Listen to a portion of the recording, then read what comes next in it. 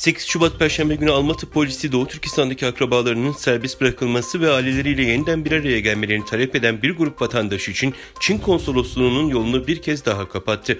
Polis daha önceki birçok olayda olduğu gibi konsolosluğun bulunduğu yerden birkaç 10 metre uzakta olan Biatsova Caddesi ile Sinapski yolunun kesiştiği noktada protestocuları durdurdu. Açık uçlu protestoya katılanlardan 68 yaşındaki Halide Ayktan polise 3 oğlunu birkaç yıldır gelinleri ve torunlarıyla birlikte görmediğini söyledi.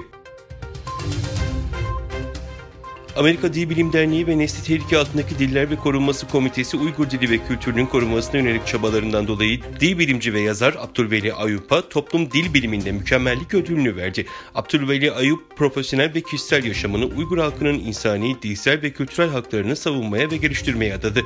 Çalışmaları Çin'de artan zulüm bağlamında Uygurların ana dillerinde eğitim hakkına odaklandı.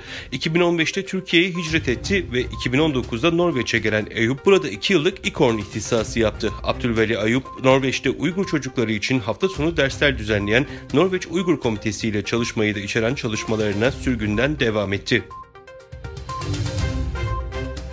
Çin, işgali altındaki zulmettiği Doğu Türkistanları yurt dışında da rahat bırakmıyor. Orta Doğu ülkelerindeki ekonomik gücünü kullanarak bu ülkelerde bulunan Uygur Türklerinin Çin'e iadesini istiyor.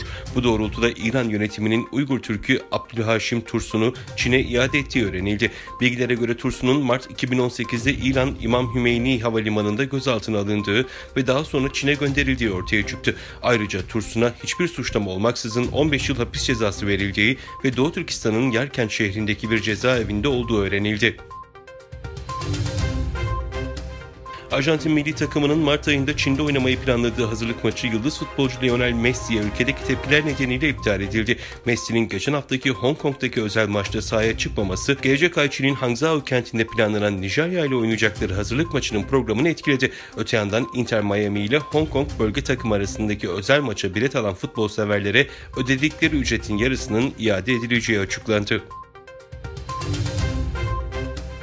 NATO üyeliği için gün sayan İsveç ittifakının gelişmiş ileri mevcudiyet savaş grubu kapsamında Letonya'ya muhalif birlik gönderecek. Stockholm yaklaşık 600 ila 800 arasında askerden ve ağır zırhlı araç ve gereçten oluşan bir taburu AFP kapsamında Letonya'ya sevk edecek.